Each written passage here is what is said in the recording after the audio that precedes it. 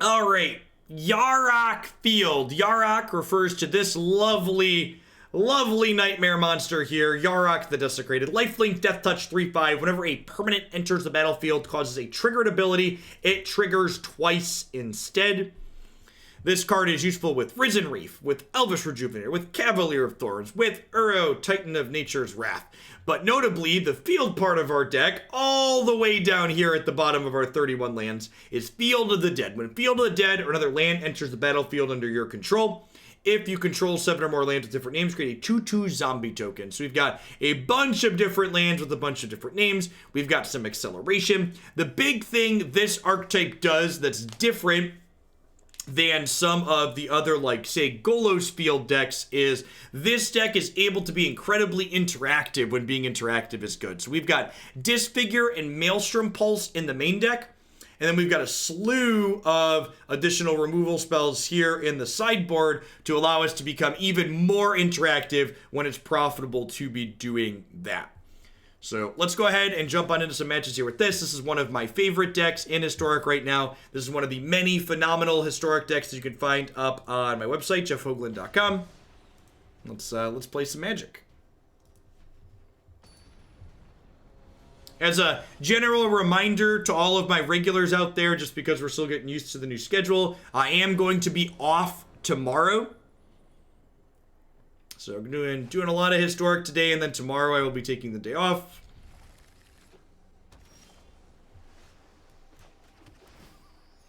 Breeding Pool is a great draw here, because it means my land on 3 will be untapped.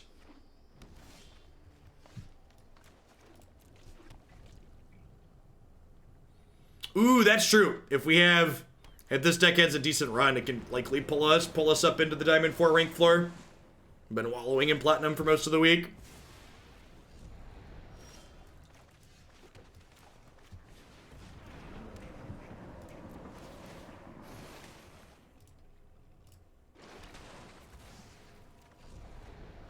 Yarok's not a bad pickup. You can jam that next turn and then get some doubles. Nexus of Fate. Okay, probably dead. Hey, Order Monkey. Thanks for the brand new Prime support. I appreciate that. Welcome to Oglandia. Hope you're having a good one wherever you're at. This matchup is hard in general. Extra hard game 1. Our linear game plan is worse than their linear game plan in terms of speed, and our interaction is largely not good pre-board. Post-board, we get discard spells, counter spells, assassin's trophies, unmoored egos, and we have a real shot. What's going on, Bob?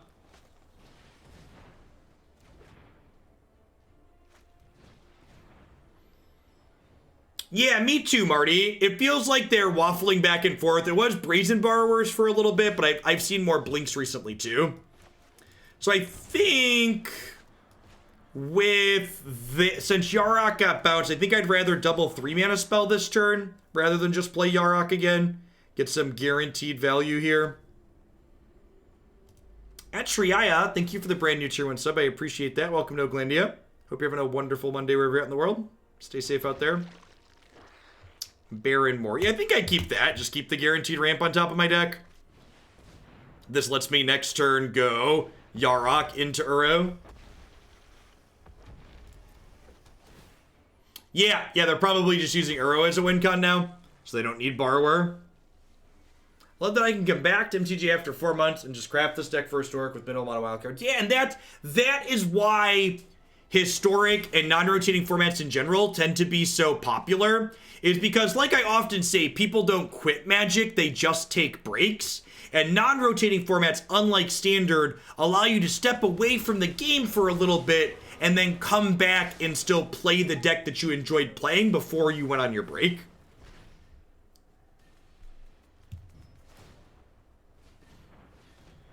They boarded Ooze games 2 and 3, sure. Yeah, it's very, very common that the Nexus decks have extra win conditions post-board. It doesn't mean you don't bring in Unmoored Ego, but it does mean you have to have a variety of things. To express your disgust at Nexus of Fate. I don't actually think I'm sure I'm about to lose this match after I say this, but I don't actually think the Nexus decks are that good in this format. I think they're playable, but they're like pretty far from overbearing. So we bring in a ton of... Your subscription is 4 years old. You're not wrong, Tom. It definitely is. Thanks for keeping me around. So we bring in a bunch of interaction here. Wonder if it's crazy to cut a couple of Yaroks in this matchup. He's just kind of slow, and he doesn't do anything when he comes into play.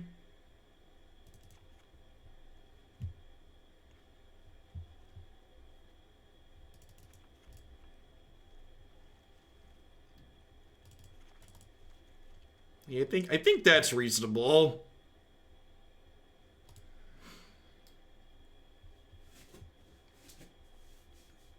Thank you for the very generous tier 3 sub, Bib. I appreciate that. Welcome back. Owl Dad beats Tiger King every day. Thanks for your efforts. Thanks for 2/3 of a year. Be sure to drop off what deck you'd like to submit with that at the forum, or let me know if there's something already in there you'd like to bump up. As a heads up, my tier 3 subs can submit build-around submissions for upcoming standard or historic, any arena format. You want to cut Nexus? No, I think our own Nexus is actually very good here. We can occasionally take infinite turns against them. Tier 3 subs can no longer submit Magic Online decks, no. So the way so I get 70% on Twitch subscriptions as far as cut goes. So when I was letting tier 3 subs submit Magic Online decks, it's basically I get $17.50 of the 25, and if we scrub a league, it means I only get $7 out of that sub if they submitted a bad Moto deck. So it's just like it was becoming too expensive to allow that to be a thing consistently. You can tier 3 sub plus an additional $20 donation if you would like to submit a deck that way, a Moto deck at a discounted rate, but in general, Moto decks are a minimum of $50 now.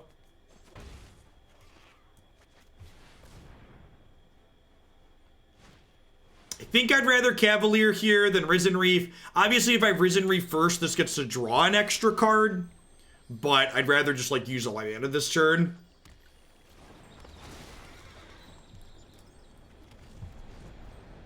That's pretty good. Oh, I milled the Nexus, though, so I don't have many in my bin. That's unfortunate.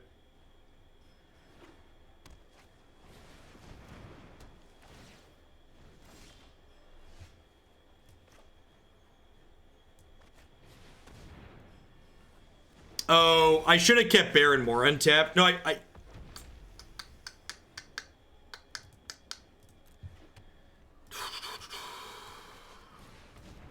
probably should. I should have left the black mana up when I did this, because I could have hit a black disruptive spell. We're probably dead here. I don't have a lot of pressure, and I don't have any disruption.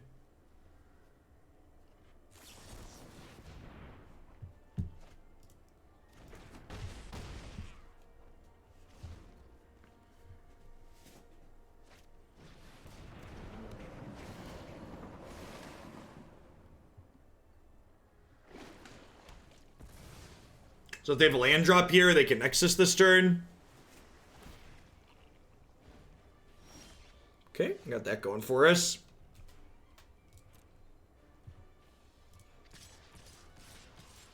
That's nice.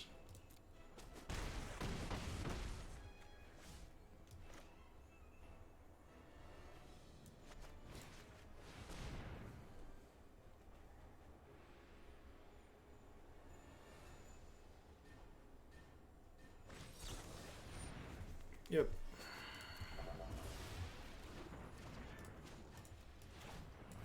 Again, leaving black up in case I draw an Agonized Remorse, leaving blue up 2 in case I draw a Disdainful Stroke. Could also cast Assassin's Trophy if we pick that up.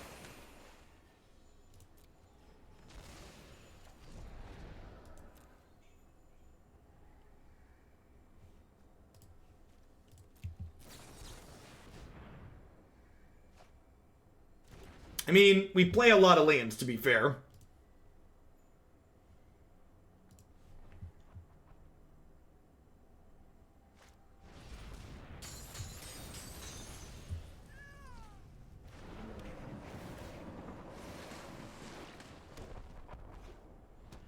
If they take an extra turn here, I'm just going to concede. We're not going to be able to beat Uro, drawing them an endless flow of cards. You know, it's funny, I was looking at Legacy decks the other night. I saw some in my feed on Twitter from the Legacy Challenge, and there were a number of decks that are playing more copies of Uro than they are playing copies of Oko in Legacy. Which is something.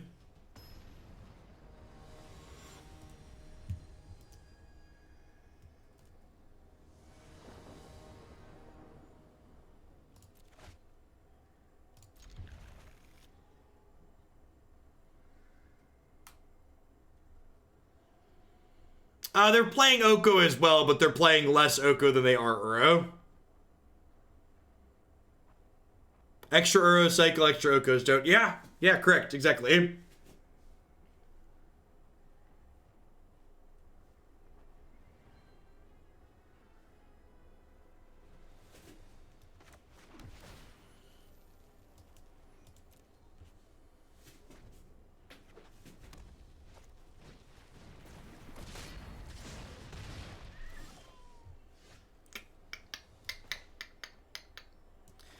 Looking for an untapped land here, ideally. I think I bottomed that looking for an untapped land.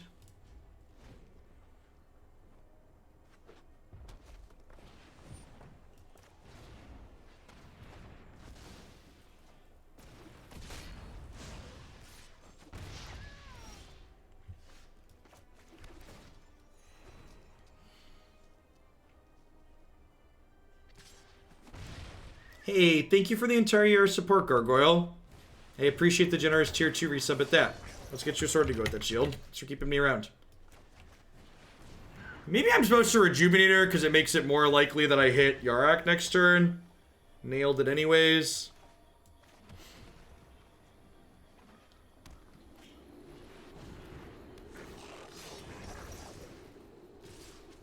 Down to 12.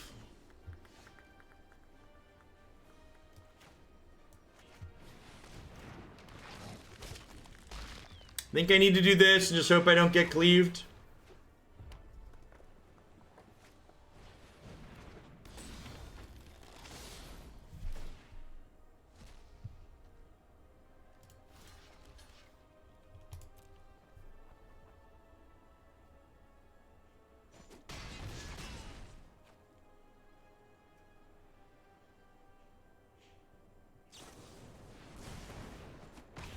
Sure.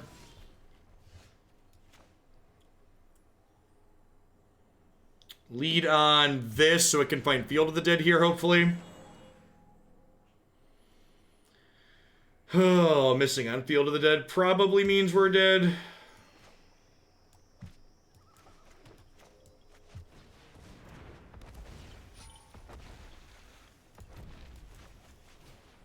It's really unfortunate that there wasn't a Field of the Dead in our top 20 cards.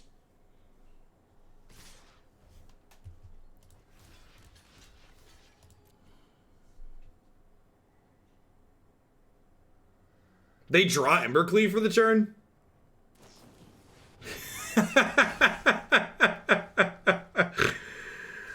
Oh, magic.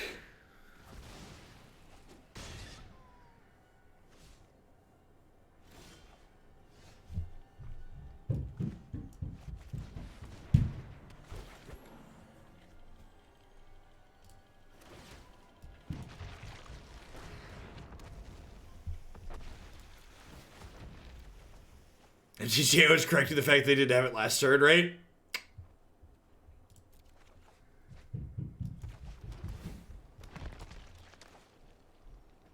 Do I kill the cleave or do I kill the chain whirlers? It's the cleave, right?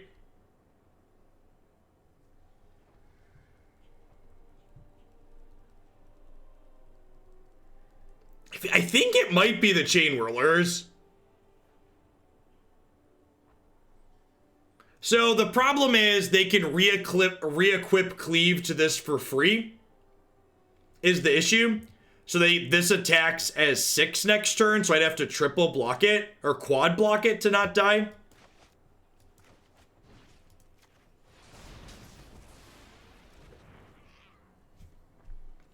Whereas this way, I get to go, chump, chump, chump, and then, like, I could draw a Yarok and go off next turn, or, like, a Cavalier and go off next turn. So, like, dead to a stiff breeze here, obviously. Mono red. Pause, play lethal burn spell. Feels mono red, man. Feels mono red.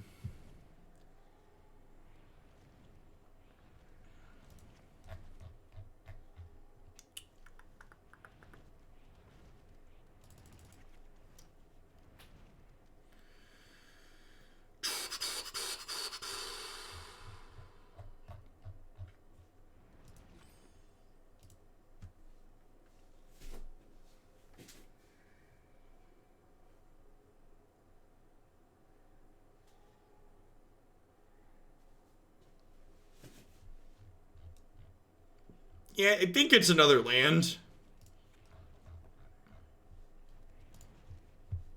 Nah, I don't want to cut my 3/5 lifelinker against the mono red deck.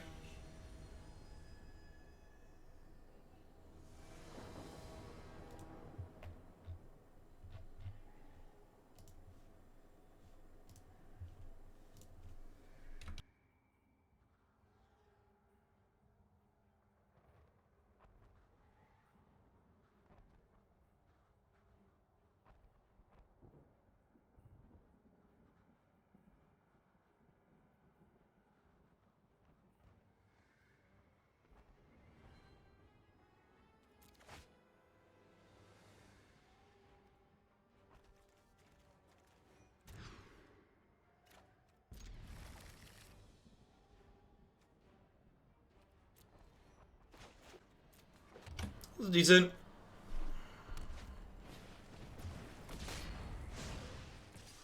Yeah, we were on the draw that game too, right? That's good. Good to remember.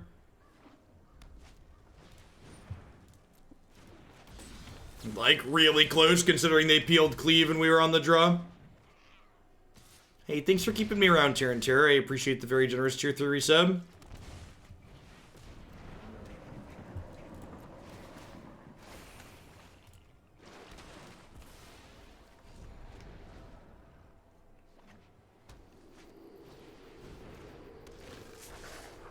One down to 16. Light them up. They're on fire.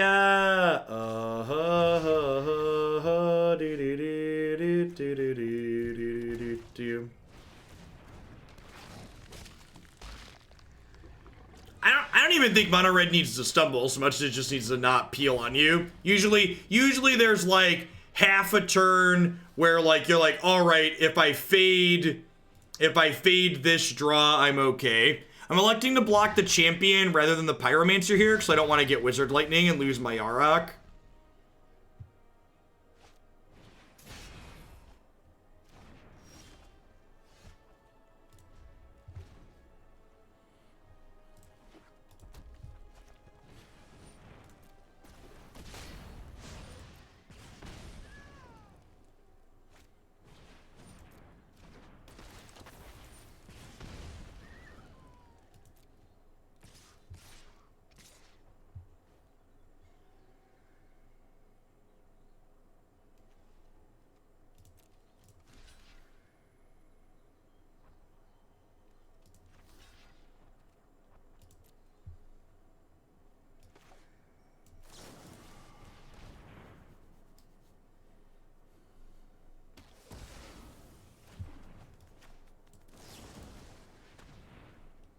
Again, playing around Lightning Strike / Wizard Lightning with my Yarok block here.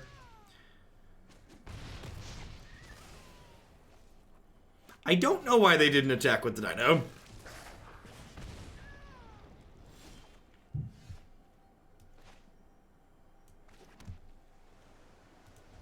I think I'm blocking with Yarok this turn and finally cashing it in. I feel like we got enough value out of it.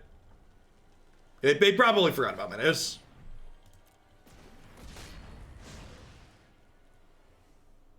If they kill it, I'm only one card off of escaping Uro.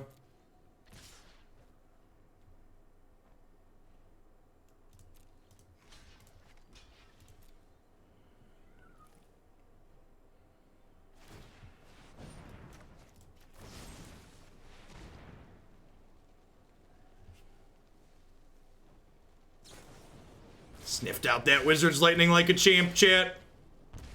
So we're going down to 9, and then we're going to end up at 10 altogether when this is said and done.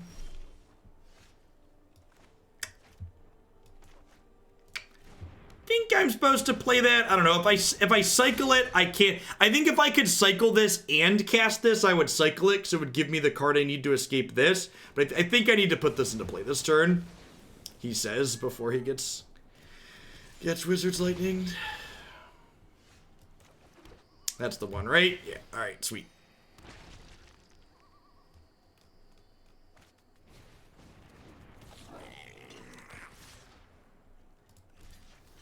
Blocking the Firebrand because this has first strike and can get one more power.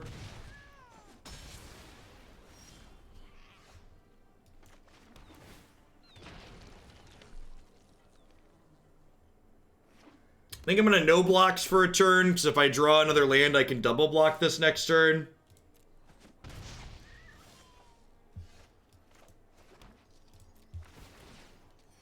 Oh, if I cycled it, I could have also cast Uro that turn. Did I have the mana to do that? Yeah, I think you're right.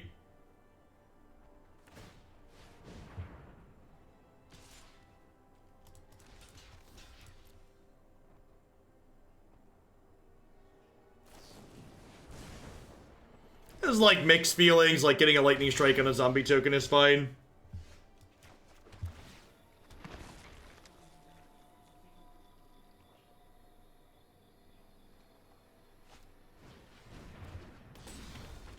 I can feel it, chat. At a certain point, we're going to draw a spell, and it's going to be great.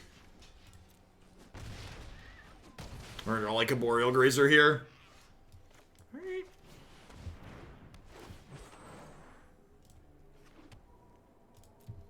Spells are great by their stuff, yep. This is the part where they go like, burn spell, and kill us. That's a great one for them to draw for us. Alright, game is over. No longer treading water, the game has ended. Do do do do do do do do do do do do do do do do do do do.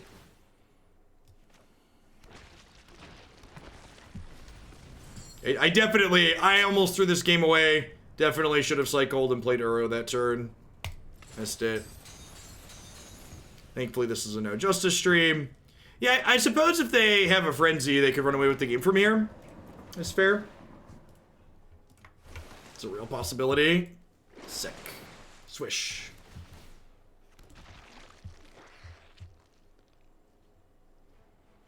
Not attacking with these zombies just yet, because again, they could get this first strike on defense. Alright, and that was the easy game, right? It was the game where we were on the play, so now we gotta try and win one on the draw. I think I'm happy with how we sideboarded. We're going to need to mulligan more aggressively. Generally speaking, we want one of our 8 1-mana spells in our opening hand when we're on the draw in this game. We want it to be castable by turn 2. It's really important to curve out matching the red deck so they don't run us down. I think it's much better to try and curve out rather than trying to play cards that catch you up like Ritual Soot. In my experience, playing things like Ritual Soot in this deck, you're just dead by the time you get to them most of the time, especially on the draw.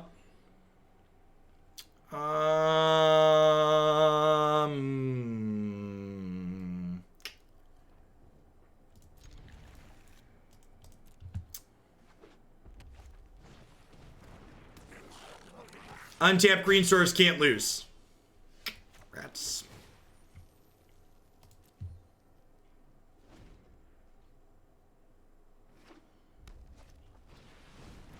Whew! Didn't get Robin Hood. I'm excited to never draw another land and die, but the spells in this hand are very good. Our deck has a lot of lands in it, if we can cast these spells, we're fairly likely to win this game of Magic, I feel. So, I think I'm in to keep this and hope to peel a few lands in our 29 land deck. I boarded out 2 lands, but we start with 31, so there were still 28 lands in our deck when we kept this.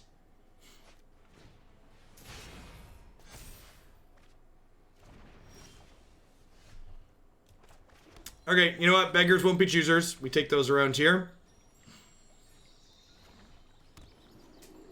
The stage is about to be fairly lit, as the kids say, I believe.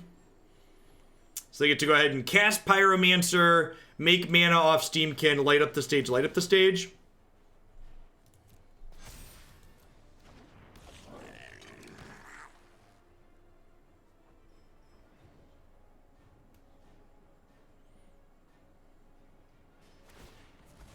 The Historic Tournament will be open deckless, yeah.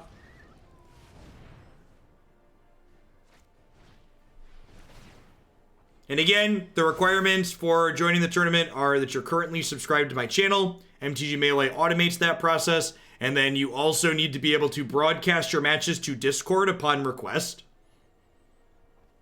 I ask that you please take a second, if you're going to join the tournament, to test your ability to go live in Discord. It's very easy. It's 2 clicks. If you are unable to do that upon request, you will be dropped from the tournament on the day of. It's unfortunate that we have to have that as a requirement, but in order to do reasonable coverage, it's something that has to be a requirement.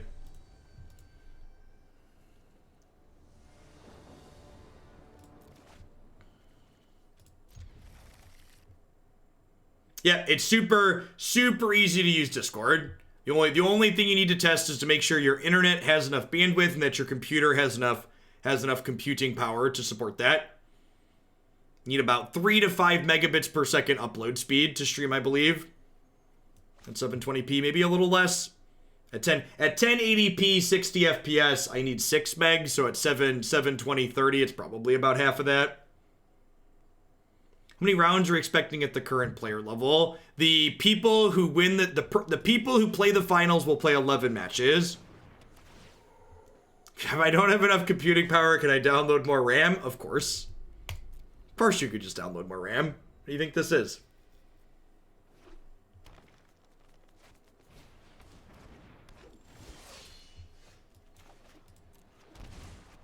Alright, there's land on top of our deck here. Reef into Yarok is real good. So 29 months, Gundog. I appreciate that. Welcome back. Yeah, anything over 128, it becomes 11 rounds. 129 to 256 is 11 matches of Magic.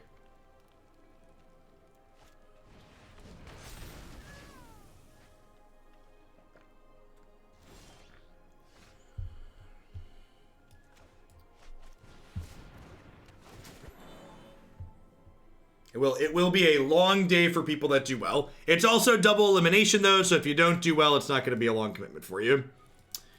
Third green sounds good. We do have green Cavaliers in our deck.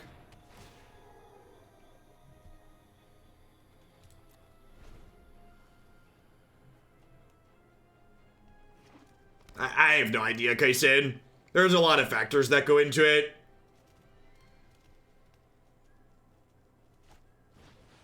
A lot of people's upload speed can fluctuate with how much they're downloading as well.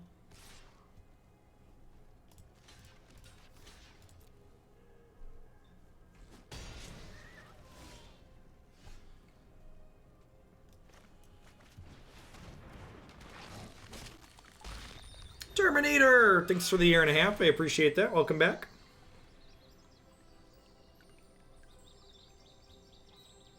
Multiply by 3 because we're unsure about half his rate. Yeah. You know, safety margins. Does the winner get anything? Yeah, prizes are detailed on the event page. Not huge prizes for this first one. If this is something that is successful and people enjoy and it's a good content experience, we'll probably scale those up slowly over time.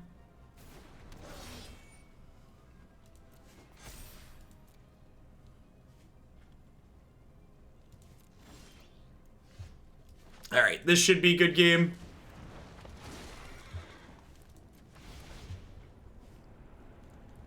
It's like free adjacent to enter. I'm sure there'll be a few people who sub like Terminator there explicitly because of the tournament, but a lot of the people playing were probably subbed anyways, yeah. No, I'm not competing in the event. The reason why I'm requiring people to broadcast their matches to Discord are because I'm going to be doing coverage of the tournament.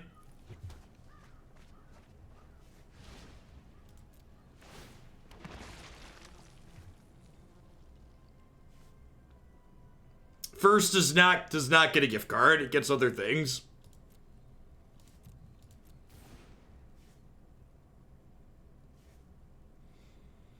I don't know if I'm going to have a second person doing commentary with me or not. Matt said he's probably available, but logistically having a person call in on top of using 2 Discord instances for screen grabs already, logistically that might be difficult. Doing coverage for these types of things is less than ideal because Wizards of the Coast has failed to develop a Spectator client as a priority for Magic Arena.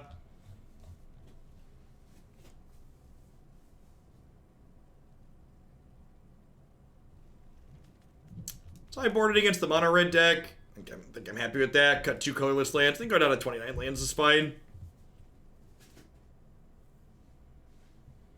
Yeah, this first one, part of the reason why the prizes are minimal-ish is because it's like a test run proof of concept. I want to see what I'm capable of putting together from a technology perspective and see if it's something that there's some interest for, and maybe we'll invest some more resources into it. Yeah, if this one goes successfully, I might try and poke Day 9 and see if I can talk him into covering a few other rounds with me at a future one. But I don't want to tap people like him. His time's valuable.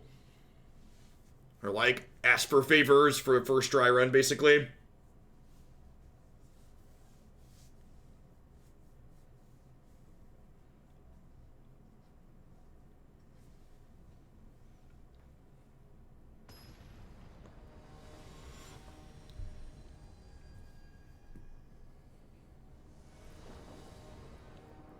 Yeah, I don't know. I've never actually met Day 9 in real life. We've conversed over Twitter a few times, and he's been in chat, but I don't like, know him as a person.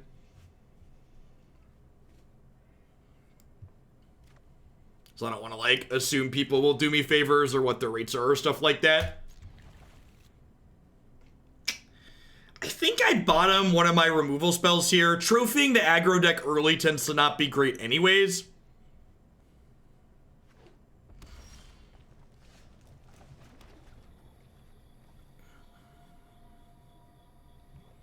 Yeah, I mean, there's always some amount of that tension, man. Like, even, like, there's probably a good chance that, like, the way I'm going to be splicing together coverage, too, that, like, the gameplay of showing the top player's hand at the same time as the rest of the match isn't always going to ideally line up because of variance, net lag, and latency, and Discord and stuff like that.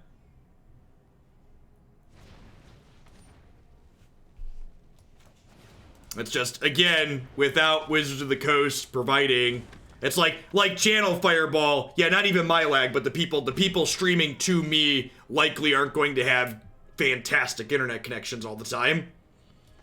But until Wizards makes it a priority, it's the best we can do, right? Like, I've tried to watch some of the Channel Fireball coverage, and, like, the commentators are doing an excellent job, but, like, just rebroadcasting random people streaming and not being able to see both players' hands, it's just, in my opinion, it's, like, not a really good, very good content experience.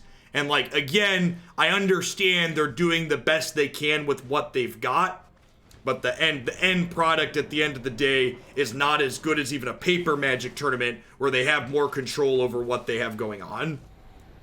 And hopefully we get a real Spectator client at some point, and we can have really awesome coverage for not only my stuff, but also things like the Channel Fireball tournaments and other various third-party things.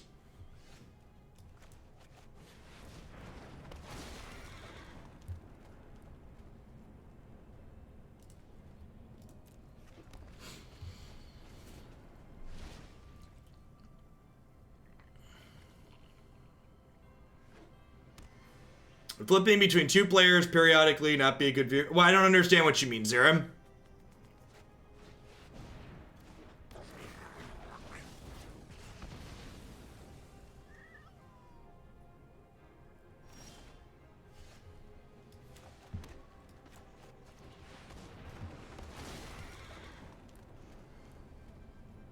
Why not kill their elves since they're stuck on land? Because I want to be mana efficient. Because I don't really think it matters if they hit their lands, because my spells are just so much more powerful than theirs at this point.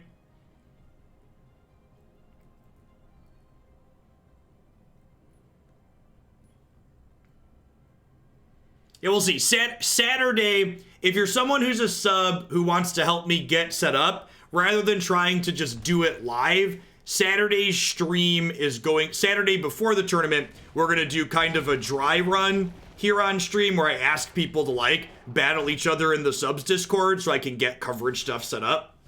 So Saturday won't be deck queue stuff here. We're going to be doing some setup for that.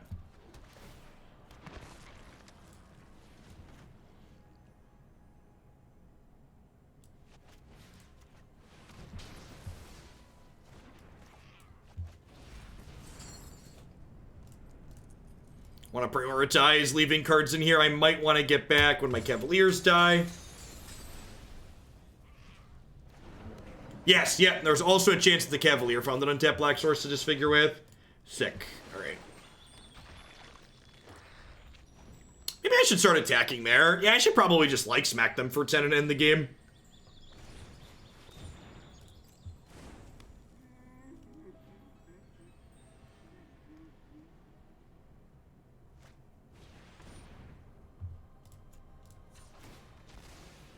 They've activated my trap card, chat.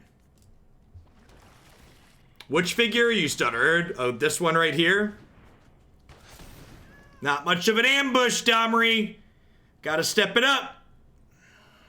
You call that an ambush, Mr. Domri?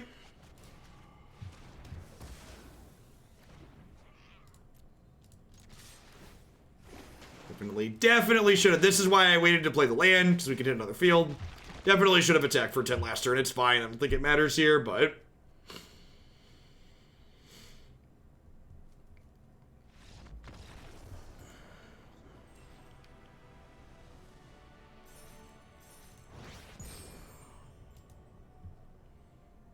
Oh, well, if I had a black shock land and I missed it, then whoever asked that question was just lazy. Again, this is why the details matter. So if I miss something, you can't... If I miss something, you can't just vaguely ask, hey, Jeff, did you miss? You need to be specific about the thing that I missed, because guess what? I didn't do it because I missed it. So if you don't point out the details of it, I can't really engage with your point. Miss things all the time. The devil is in the details.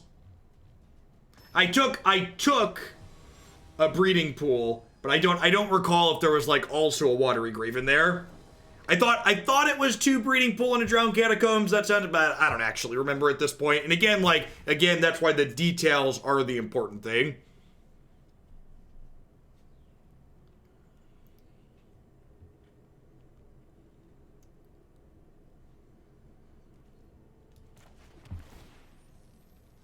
I'm gonna bottom that with one already in hand. I just want to try and hit my 4th land drops. That way we can Yarok on 4.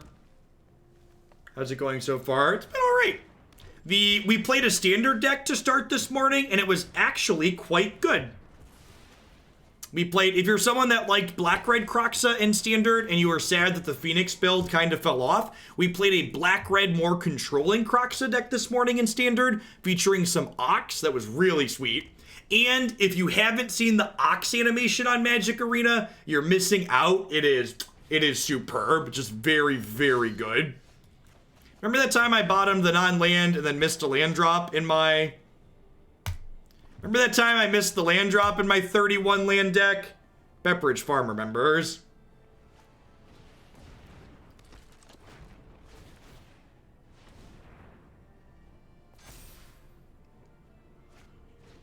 How do you get these awesome sleeves? Yeah, I think these are a secret layer product. Austin, thanks for the 21 months. I appreciate that. Welcome back. Thanks for keeping me around. All right, untapped land, and we get to do the thing. Oh, you know what? I could have gotten a third green, and I didn't, right? This is the part where we get Embercleaved and die, right? I believe that's how this goes. Oh, just questing beast. Sure, deal. Really? Okay.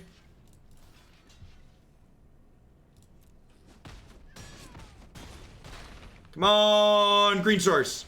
Come on, green source. Are we up on the front page of Twitch? That would explain why our viewer count's a little bit bumped up. So, Cavalier here gets doubled by Yarok the Desecrated, so we're pretty likely to find a land we don't already have, which will trigger a Field of the Dead and make some friends. This gives us a second blocker for Questing Beast. They have, like, this window to find an Embercleave. If they don't, we should be good to go. And this is usually how the games with this deck go. The games with this deck go against the aggressive decks in the format. You get like this 1 or 2 turn window where you're like, okay, I need them to just like not have their best possible card. And if they don't, you're going to win. And if they do, you kind of get run over.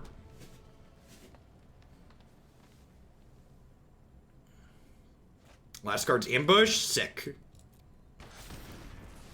Not Embercleave. And they can't attack, right?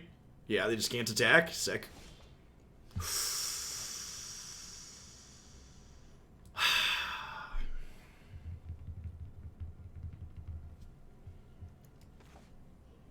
Yeah, I can do this and Yarok this turn. That's perfect. And now we're not dead to Embercleave anymore either, right? Because I can just stack block. So again, this was the one turn we needed to take a breath and have them miss. They missed, and we get to take the game. Tuna Yummy, thanks for the 14 months. I appreciate that. Welcome back. Thanks for keeping me around. Played against 3 aggro decks so far. Board in the same way against all of them. Our 7 removal spells in. Nexus of Fate. Risen Reef out. 2 colorless lands out. Field of Ruin. Arch of Orazca. Global pandemics are not great. You're not wrong. Glad to hear things are working out with you though. Just so I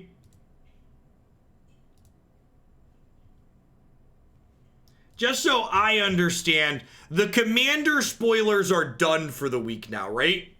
The Commander spoilers were just over the weekend, and every new card I see during the week this week is going to be an Ikiora card. This whole double spoiler season thing is real awkward. Okay, so they're spoiling the full Commander list today. Okay, good. So I just like don't have to worry about like every time there's a new card after today, I can just be like, okay, that's a historic card, that's a standard card.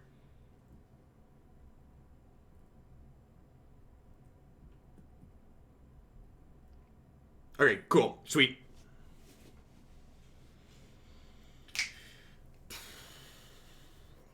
Would you also cut Risen Reef against White Devotion? They don't have cheap removal for it like red deck, so it can draw us into our removal spells. I think so. I think you just like don't, it's not, you don't cut Risen Reef because you expect your opponent to kill it in these matchups, which they do usually. You cut Risen Reef because it doesn't impact the board enough for the 3 mana it costs. The key thing to surviving these matchups is having enough cards that impact the board quickly enough, because our late game is better than their late game. So we're trying to reconfigure our deck post-board in a way that makes us more likely to survive to get to our late game. I shocked this in. They're pretty likely to give us something to Disfigure on too. If they didn't give us something to Disfigure, I was going to cycle Barren Moor. They gave us something to Disfigure though, so I'm just going to go ahead and do this. Keep the board in check here as much as possible. Going to prioritize getting green sources into play, so that way I can get to my triple green for Cavalier. Arboreal Grazer is actually an excellent draw here for turn 3 still, because the Arboreal Grazer on turn 3 is going to enable a turn 4 Cavalier. Getting that down ahead of curve is a big deal. No turn 3 play here is absurd for us. Something to consider, though, is the fact that there wasn't a turn 3 play means that they probably have more expensive cards in their hand, so we could be seeing, like, Questing Beast and Embercleave come slamming down over the next couple of turns here.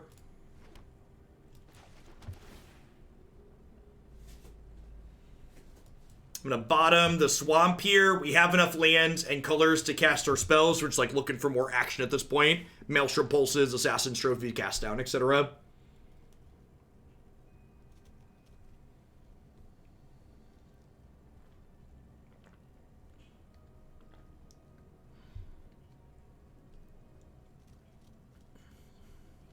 No Questing Beast here is absurd. What is the easiest to use OBS for Twitch streaming?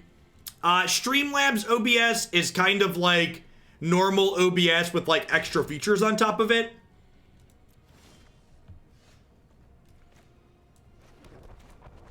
So I'd probably recommend starting there. We need a green source. I have 1, 2, 3 green sources. I'll just take the utility island. Shame we didn't find a green source. If we'd have found a green source there, we would have gone untapped green, Grazer, Field of the Dead this turn. What's the most absolute light way to go on about streaming? Probably using some kind of command line tool to broadcast yourself. Or I actually think Windows has some kind of built-in thing to do game streaming without an extra application. Z-Man, let's get you a sword to go with that shield. Thanks for keeping me around. I wouldn't be here day in and day out without support from folks like you. So if I do this, so I can go Field of the Dead, and then I can do this.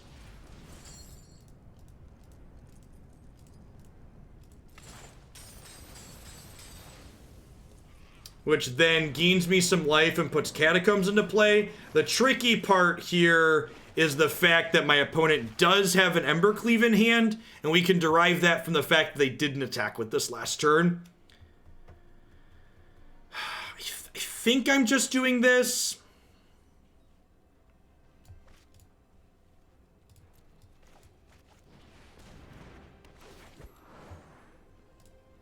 Why is Field of Ruin over Ghost Quarter in this list? Because Field of Ruin gets us an additional land out of our deck, which triggers our copies of Field of the Dead.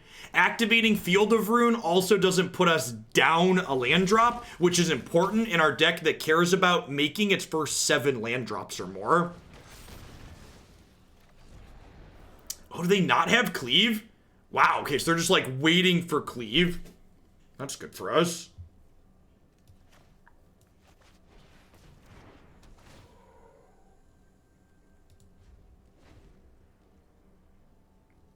It's also named Field of Ruin and we're a field deck. Yeah, something like that.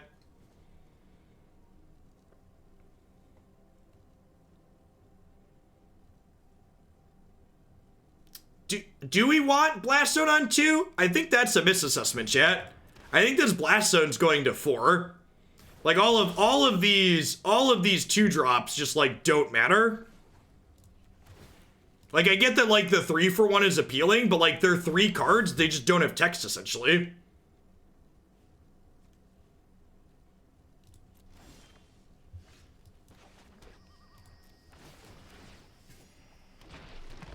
You want to take it to 6 to kill Cleave? Nah, I think I want to take it to 4 and kill Questing Beast.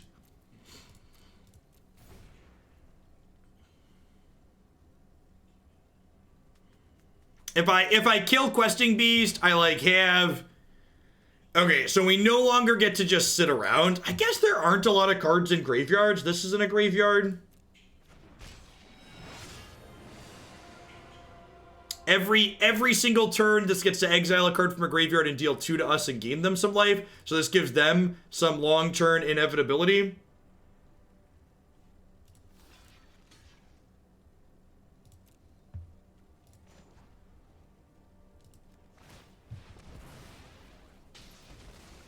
And I even have... Well, zombies can't block Questing Beast. That's why Questing Beast is a good card.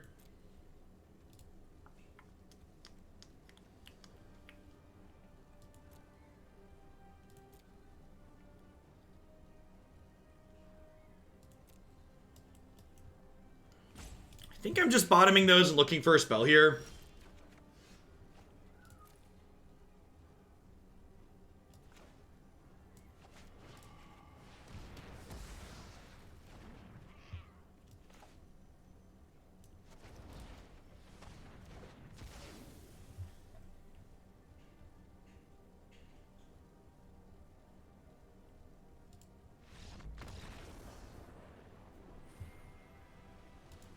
I don't know if that game was fully over, but we were definitely ahead.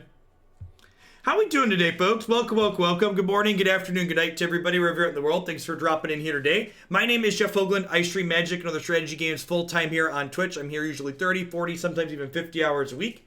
As always, love to give a shout out to my wonderful subs. I wouldn't be here day in and day out without their support, so thanks to all of them for keeping me employed. I'd also like to plug a couple of my wonderful sponsors here really quick. BCW Supplies, the only ones I trust to protect my paper, Magic the Gathering cards, using code HOAGLANDIA at bcwsupplies.com. You can save 10% on sleeves, binders, deck box, and all sorts of other fantastic gaming accessories there with them. Grimoire Deck Box would like to help you hold your cards in style. They're very elegant wooden carrying containers here, can hold up to 300 cards in ones like this, as well as larger ones that can hold an entire cube of 800 cards or smaller individual deck boxes as well. You can save 5% on your purchases there with them by using code JeffMTG. And of course, inkedgaming.com would love to help you customize your gaming experience using code Jeff12. You can save their thing changed. Head on over to inkedgaming.com/Jeff to support my content while checking out their wonderful products there. And of course, don't make your life garbage time. Join us in Hoaglandia today by subscribing to Jeff Hoagland with Twitch Prime today. I hope wherever you're at in the world, vegetable guy, you're staying safe.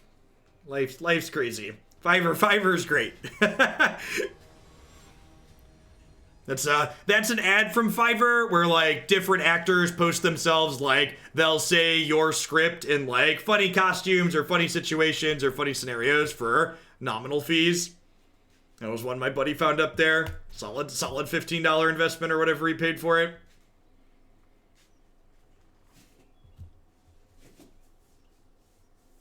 I'm going to keep this. I think I'm going to bottom Watery Grave here. I don't need double black game one before Murderous Rider.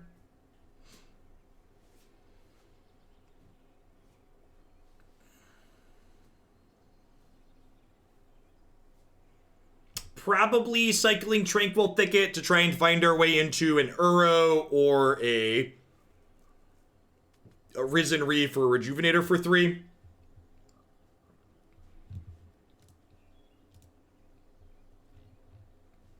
I actually don't have it up on its own YouTube video. I probably should. I just have a local video file for it.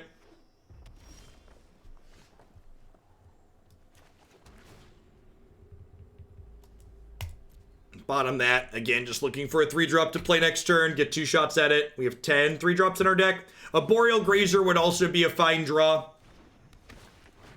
I really don't understand why there's so much scroll on the ladder. Maybe other people's results are like good with it outside of when we play against it, but like I really don't feel like it wins that much. It's so dry. All right, this is a fine draw. Really hoping to hit a land here so that way we can Yarok next turn. Swish. So this looks at the top card of our deck, and if it's a land, we can put it onto the battlefield tapped. Against Nexus, you pretty much always name Nexus first with your egos.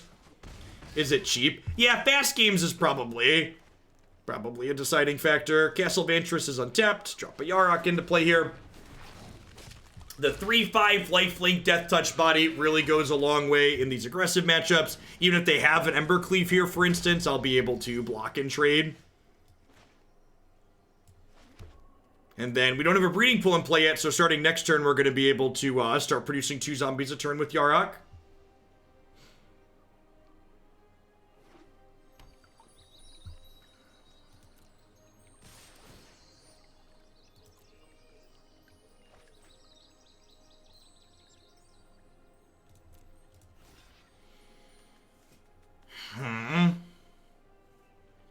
So if I block here and they play Embercleave, I can disfigure this and they'll trade, right? And I think with the other Yarok in my hand, I'm okay with that.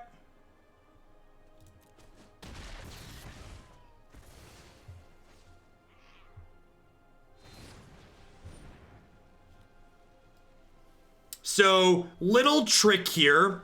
If we kill our creature in response to their adventure removal spell, their removal is countered, and this does not go on an adventure.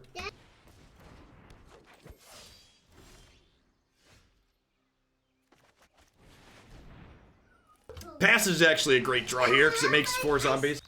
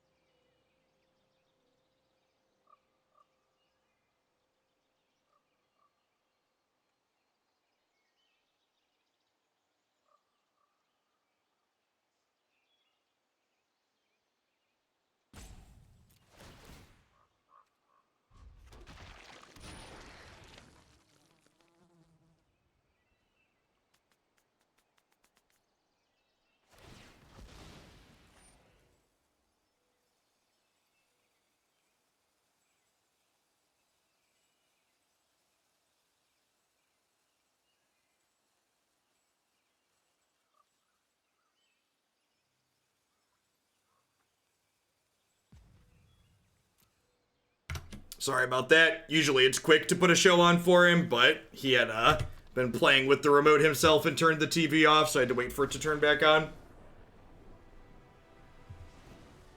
How come you didn't disfigure the satyr before attacks were declared? Because the disfigure allowed me to have more play against Embercleave, like I talked about that turn. So the disfigure allowed me to block their 4/3 and trade my Yarok plus Disfigure for the 4/3 in the event that they had Embercleave. So, easy, clean sideboarding against Gruul here again. We're going to board in 7 removal spells. We're going to cut 4 Risen Reef, 2 colorless lands, and the Nexus of Fate.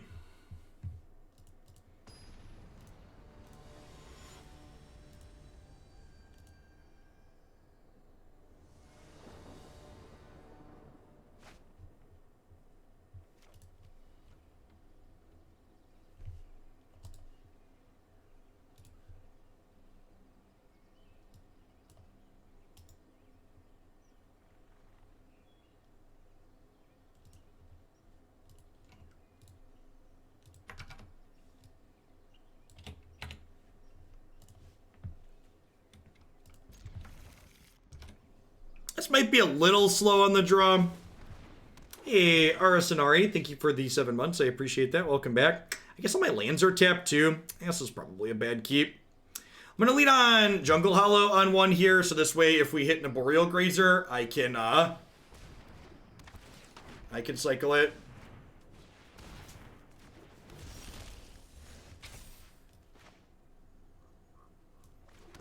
Just found out today that the supervisors in my department were told they only have to show up 3 days a week now.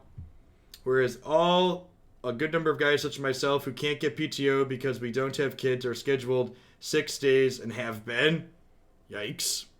Easy bottom here on this one. Hit the Arboreal Grazer on 2 here, so getting paid off for my land drop that I played on the first turn. I'm going to go ahead and put Barren Moor into play, I think.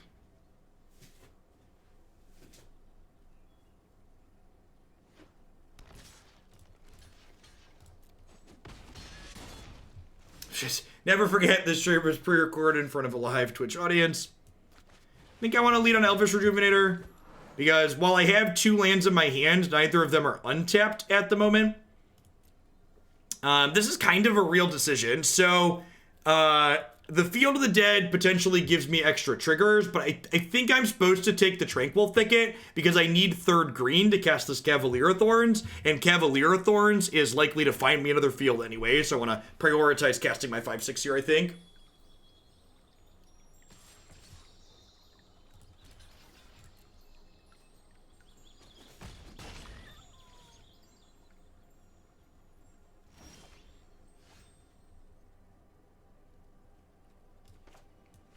Your wife and friends that work at hospitals are losing hours now because hospitals are increasingly becoming empty.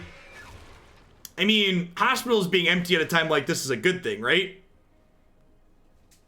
Aren't they? Aren't a lot of them about to be fairly crowded?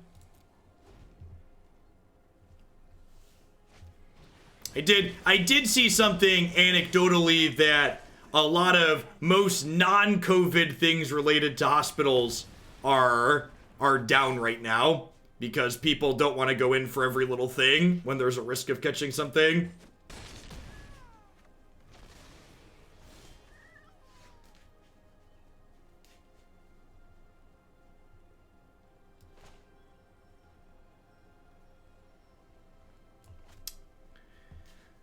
I think I lead on this and hope to hit Field of the Dead here.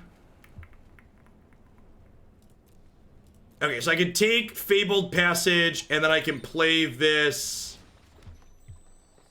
and then pass? Or do I want to kill Domri?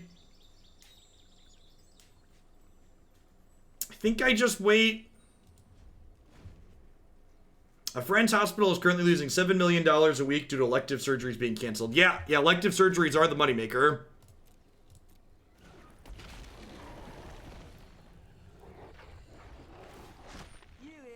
This is a good turn for us.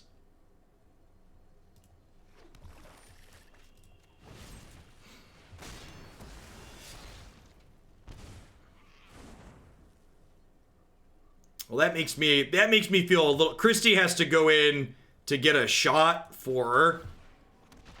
Christy has to go get a shot for something with the pregnancy, and we don't currently have an outbreak here in central Illinois where I live, so we've been stressing out about her needing to go to the hospital to get that vaccination. I think I attack with this. I've got like a Yarok to get back. Yeah, I imagine up by Chicago is probably a bit of a mess right now.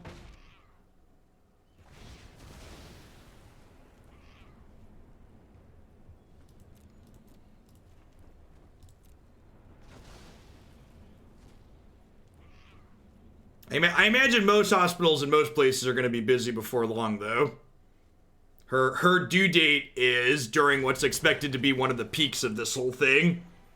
Another month and a half, 2 months from now.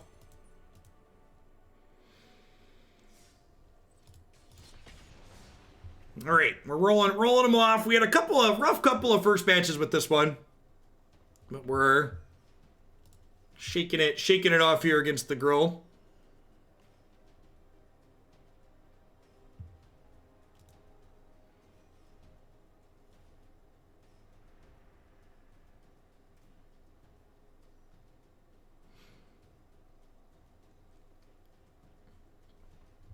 Yes. For for-profit health stuff is it's kind of gross.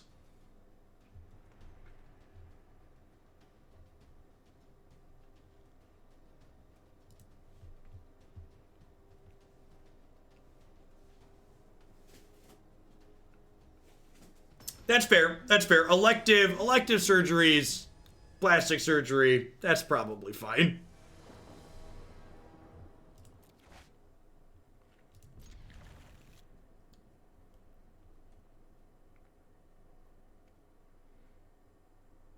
Yeah, that's a big thing too. I heard about that. I think it was Seth Meyers was talking about that. He's one of the folks I listen to with some consistency. About being able to fight. Like there's a good chance that a number of us have had COVID already and we just didn't know because we had a case where the symptoms weren't that severe.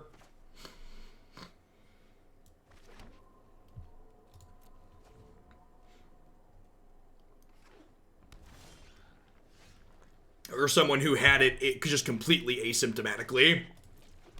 Our hand is not particularly stellar against blue-white control. However, just hitting our land drops with Field of the Dead in play is good here.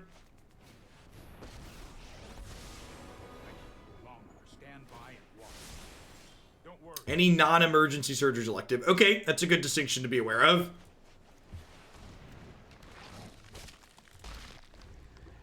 I love this animation. It's just like something straight out of Stranger Things. Second Field of the Dead's actually just an absurd draw here. One of the reasons why this archetype has a strong matchup against blue-white is because of its ability to just, like, make land drops and make threats for making land drops.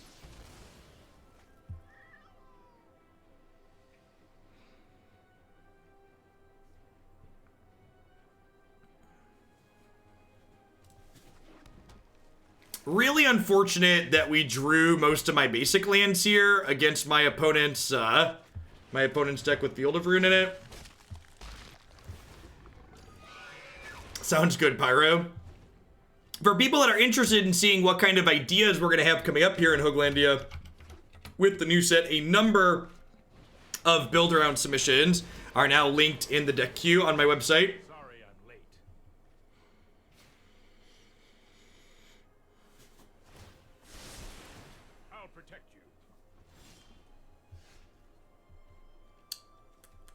So this is my 6th differently named land. This will be my 7th. We'll go ahead and attack this here.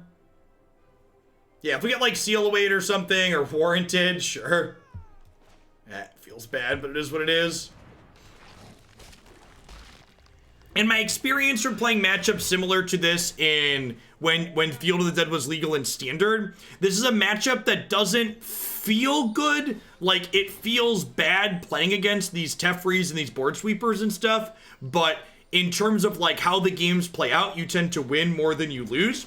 Now, one dynamic that could change that didn't exist when this matchup happened in Standard is if my opponent is playing an appropriate number of Dream Trawlers, they could be able to actually close the game out and change that dynamic a little bit. So I think if their deck is built correctly, they have a lot of play in this matchup, which is again why I think this was just such an incredibly good card to unban in this format.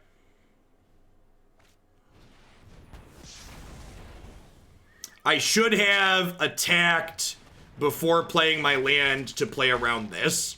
So I would have either hit their Planeswalker or had zombies post-sweeper. So that was a missequencing on my part. I played this pre-combat, played into their sweeper. Yeah, and there's that Dream Trawler I was talking about, so feels like we're probably gonna be dead here. Haven't had many spells, and they've got their closer here. Our Field of the Dead is not gonna have time to be inevitable and take over.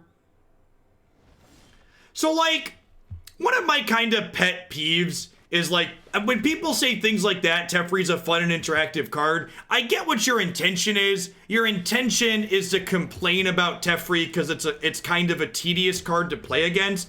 But saying Teferi's not interactive, it's kind of nonsense. Sure, Teferi closes off one specific axis of interaction that you no longer have access to, but I think, like, Planeswalkers in and of themselves are very interactive. Yeah, I think I bring in Unmoored Ego in this matchup. I think if I take their Dream Trawlers away, they probably can't win most of the games.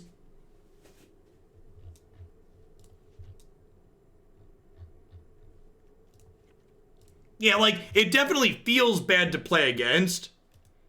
I think tedious is the right word to describe it.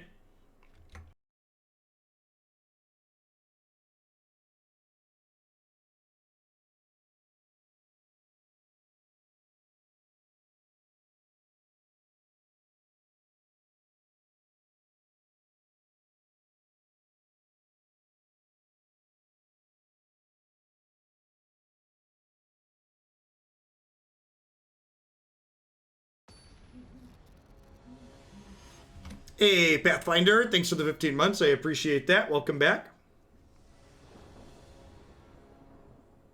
Sweet. Yeah, if you're around on Saturday and interested in helping me test my configuration for Sunday, just be in the subs Discord. So see, it obviously needs black mana, but I have Uro, I have some castable, I have some lands to play out. I think I'm just gonna go ahead and keep it. Egos are for Trawler. Field of the Dead beats their Planeswalkers on average. Dream Trawler's a card that actually kills us. This Sunday is the first Hoaglandia Historic Open. And Saturday's stream is going to be a shorter one. That's going to be largely me testing things for that.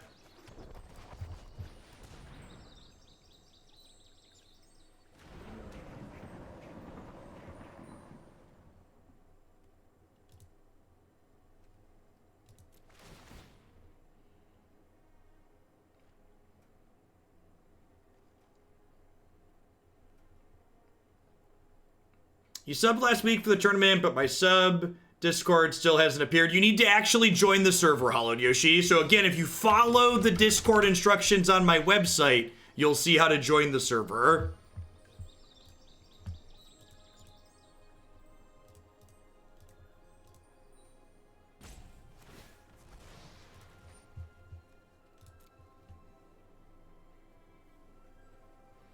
I think that's an incredible mistake, Mail Branch.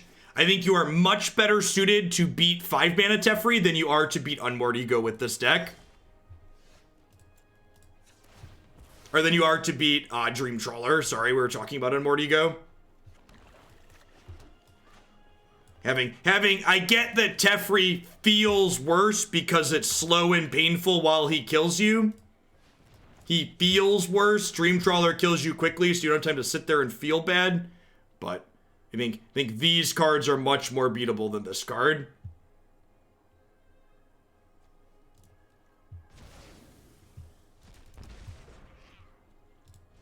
Hey, Ashworld, thanks for the 10 months. I appreciate that. Welcome back. Thanks for keeping me around. You know, we take those. We take those around here.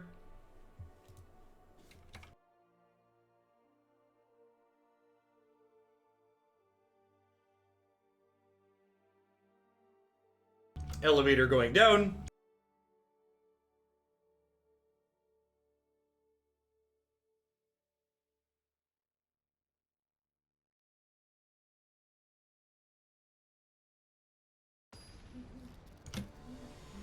It's okay, Hollowed Yoshi. Literacy is a big problem among Magic players. I gotta prompt him a couple of times to read the directions.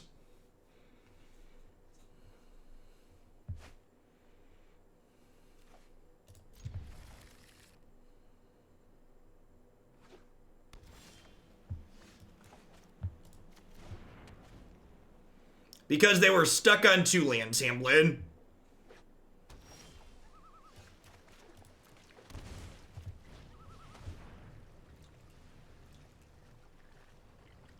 I think I'm actually taking Ashiok.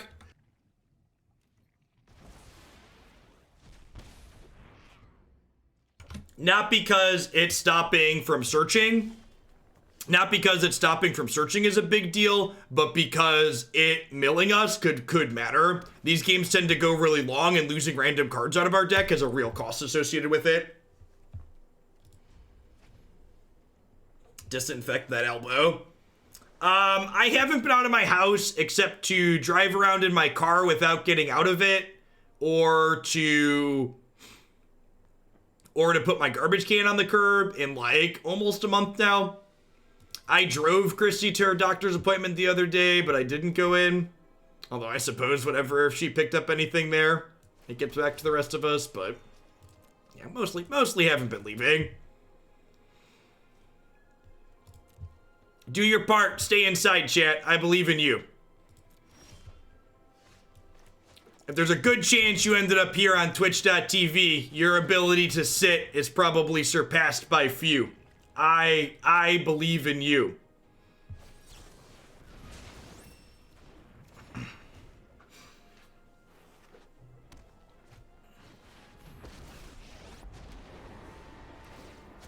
I won't hide from the world any longer.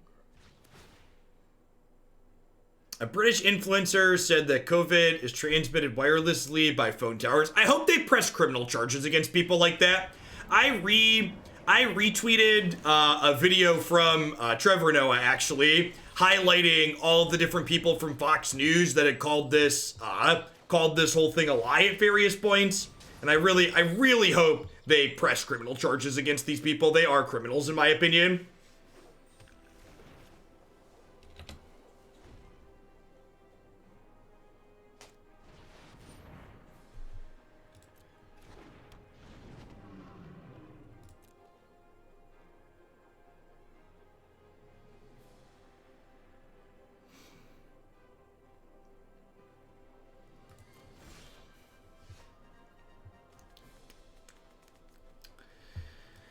think I just have to take this opportunity to resolve this one.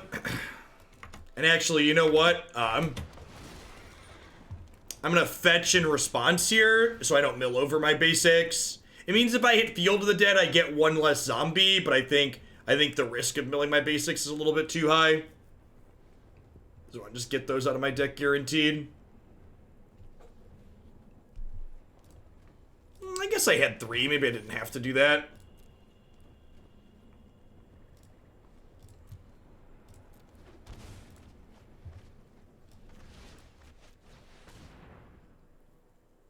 You definitely can, Windowhead. Nobody has submitted it yet, and I will definitely take it.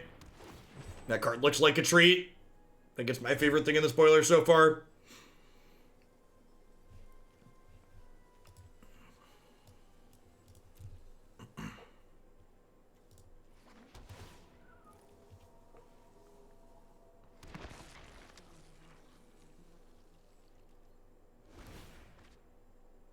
Imagine joining a horde trying to burn a cell phone tower, then getting COVID because you were in a horde, then making the mental jump that the cell tower gave it to you.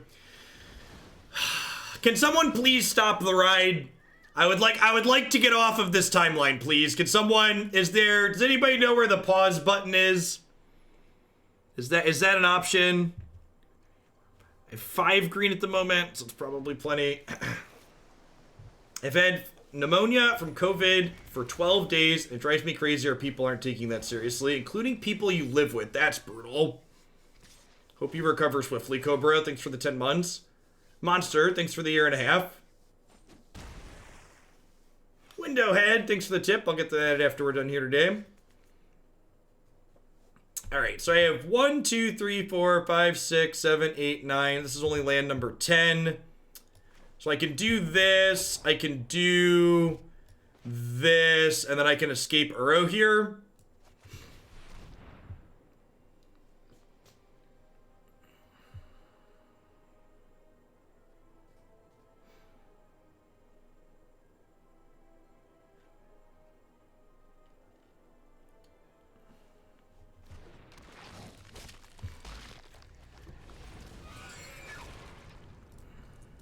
You know, I don't keep up with spoilers midstream usually. So again, want to keep a variety of things in here that I might want to get back with the Cavalier down the line.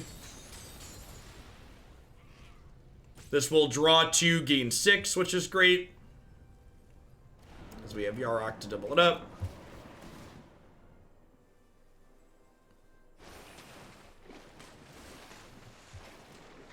Opponent does have a time wipe here. So wouldn't be super surprised to see that happen next turn, but I do just need to like pressure them off, I think. Does Blast Zone with Yarok start with 2 counters? It does not. Blast Zone enters with a charge counter. It is not a trigger when it enters play to add a counter to it. It's a small distinction, but it's an important one. No, I'd rather get a Spell Allure. If we're drawing a Cavalier, we're probably going to be able... If we're drawing a Cavalier, we're probably going to be able to, If we draw a Cavalier, we're probably going to be able to find a Field of the Dead with that.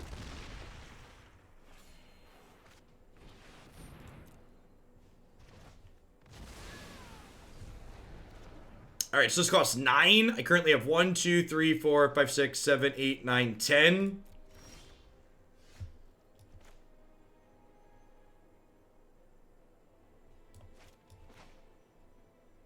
So definitely just doing this, right? And like tagging the Stream Trawler. All right, chat. It's gonna be a bit of a grind here, but I think we're ahead. It isn't about to be an easy fight, but fight we must.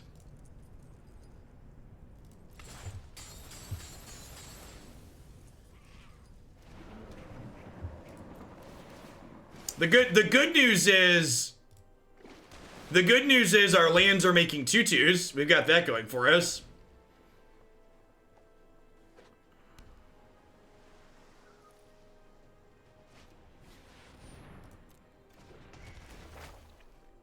Scalding Tarn fetches Island. Islands are busted. that time.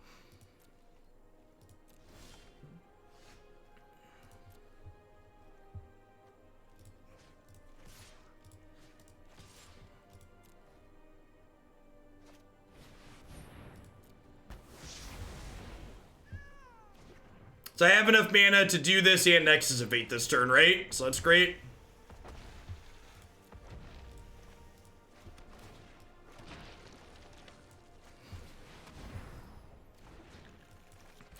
And like I said, it's gonna be a slog, but like, we're a favorite from here.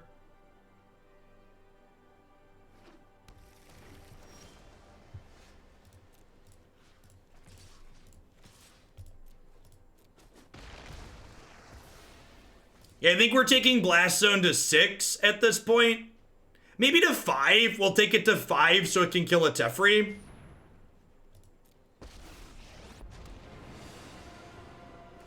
Trust me. Hurry.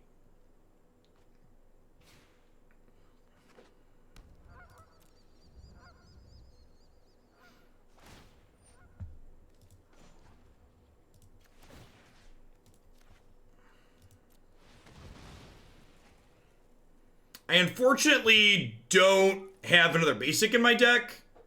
So I am just putting myself down a land tier, but I think it's right to take the White Castle off the table. Gives Teferi really bad gas. I don't have the tools to deal with that at the moment.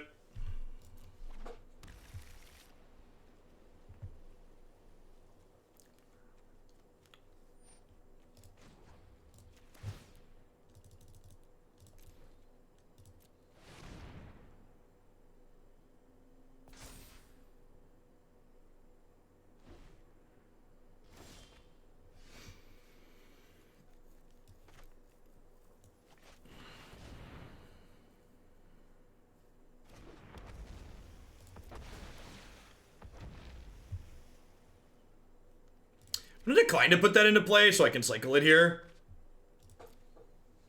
Huh?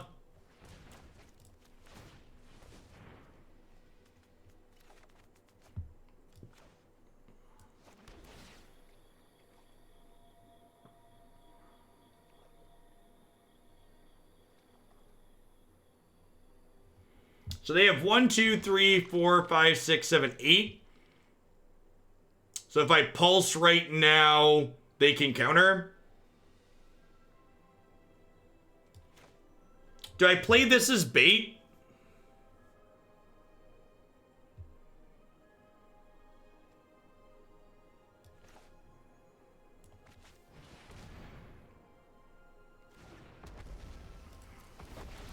Sure.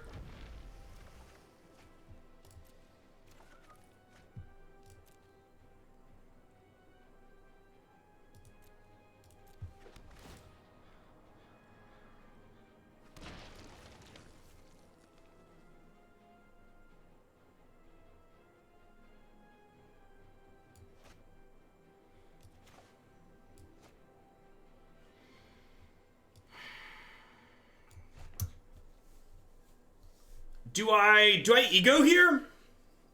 I could like name Shatter. I probably still name Dream Trawler, right?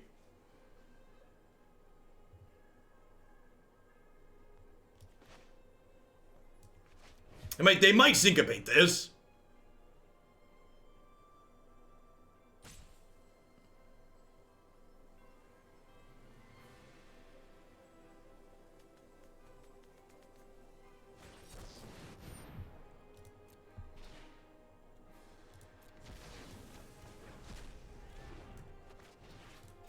Third Union reprint, big bump for tier 1 deck, Jund Stormherald. That is a bump for that deck, isn't it?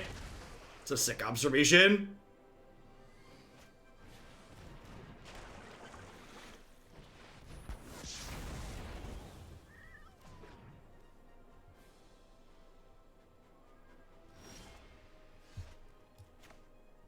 Search is a good one. Yep.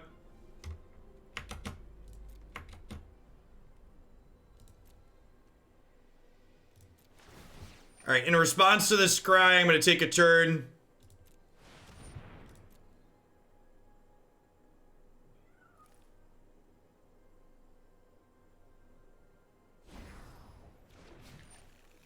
Well, my blast zone's on 5. Unfortunately, I put the blast zone up preemptively so it could deal with Dream Trawler.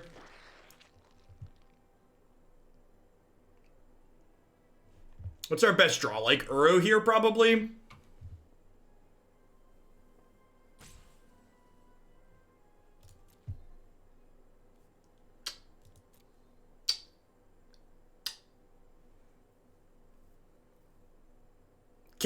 Cav into Uro might have been the actual best. This is like second best. Our best draw is Nexus for 15 turns in a row. Okay, that's fair. That is a fair and reasonable assessment.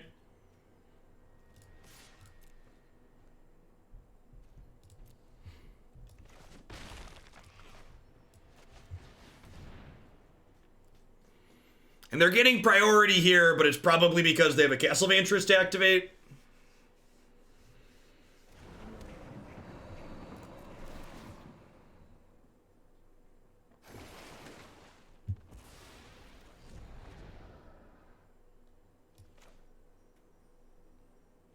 All right, I'm gonna escape before I play the Cavalier.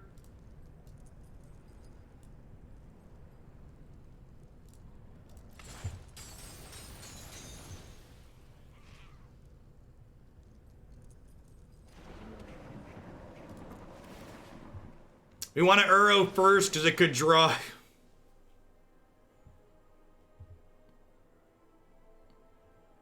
I think we just pass here, right?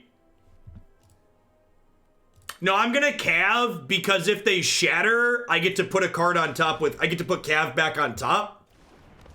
Yeah, so I'm gonna play this because if they shatter my board, I get to put the other Cav back on top.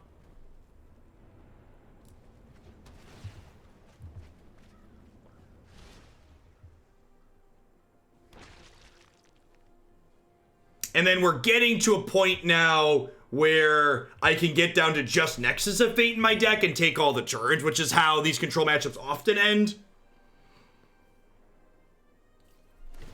Just when you think you're out, they pull you back in, chat. Yeah, like, Search is flipping, but like, you know. Is there a world where they don't shatter? Yeah, possibly. I don't know, I get to draw a card with Uro. Like, I'm okay with them not shattering, right? Oh, no! Oh, no! Chat, they're coming for our memes, chat.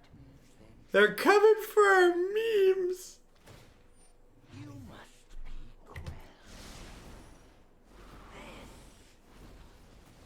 Can you do a stream where you go over the math model they use for how the virus spreads?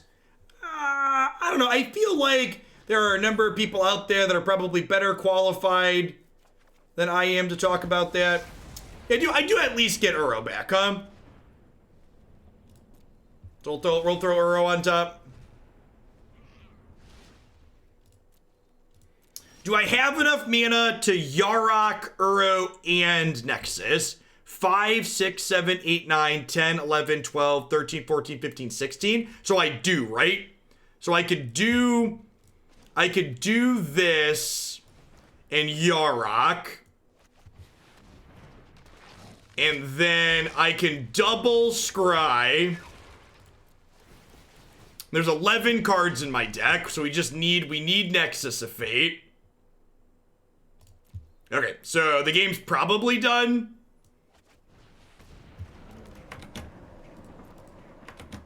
So hold control. In response to the second draw trigger, will Nexus of Fate, which gives us a chance to redraw Nexus of Fate. We actually haven't had a good... Woo! Swish!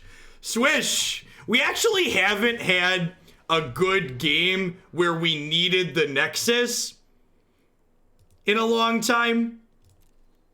For those just joining us, there's one Nexus of Fate in my deck for reference. Why can't I put a stop on my upkeep? I gotta click here. Okay. And then again, during my upkeep, before we draw, I'm gonna do this So that way I have a chance to draw it for the turn. Whoo, that's a good one. That's a good one.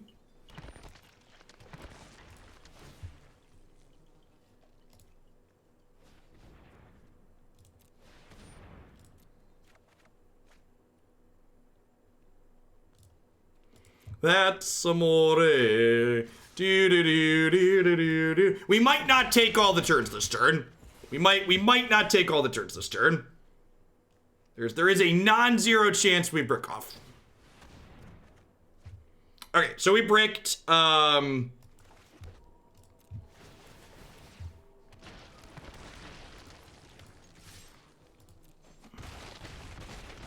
Still a good sequence. Still a good sequence. And like, in a way, they helped me get to this state, right? Like, Ashiok milling me helped me be more likely to get Nexus every turn, right? I have lethal in play, right? This is 16.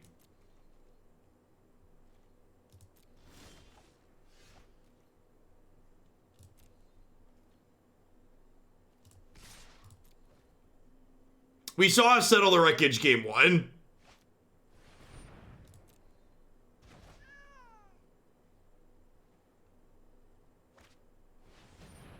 Wow! Super punished. Super punished.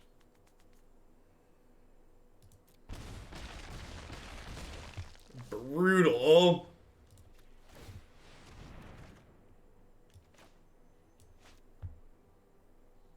You know, that play by the opponent seems totally unwarranted. I'm just gonna pass. I want to hold on. I have a finite number of lands left in my deck.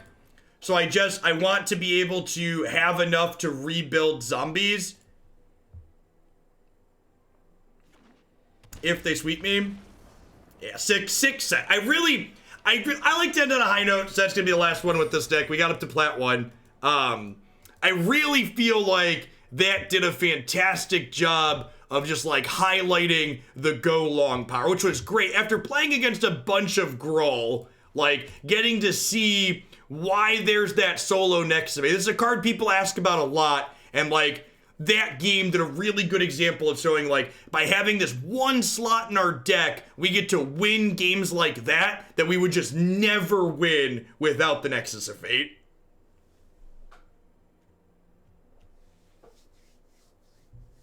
Nexus, still disgusting. Yep. Yeah, I'm pretty happy with this 75. This is the 75 that's been up on my website in the historic section for a little while now. We spent the first couple of days after Historic Anthology 2 dropped working on the details here, and I feel like the details are pretty correct here. The one small thing, and we've talked about this before, that might be better off is these 2 disdainful strokes. I've got this split here of Remorse and Stroke. I think Stroke is marginally better against Nexus, the blue-green Nexus of Fate combo deck, which is why I have the split. However, I could see a world where just playing 4 Agonizing Remorse is correct, but I've been mostly content with the split, so I'm gonna continue to leave it for now. If I was someone who was hammering this deck a lot, I would want to test against the Nexus decks and see, is the hypothesis that this is better than Remorse actually accurate, or is Remorse the same or possibly better? And if so, play 4 of them. That would be one of the details I would want to work on. All right, we're done with this deck, but don't go anywhere just yet. We've got plenty more Magic Historic coming up later today. We are going to roll on into some blue-red flash up next here. It actually looks like this deck is going to get an absurd number of tools in Ikiora that's coming out here soon as the next Magic set. So I'm going to hit a quick ad roll while I get my Magic client restarted and update deck list on the widget. When we get back, we're going to play some games with this. Thanks for hanging out today, folks. Don't go anywhere.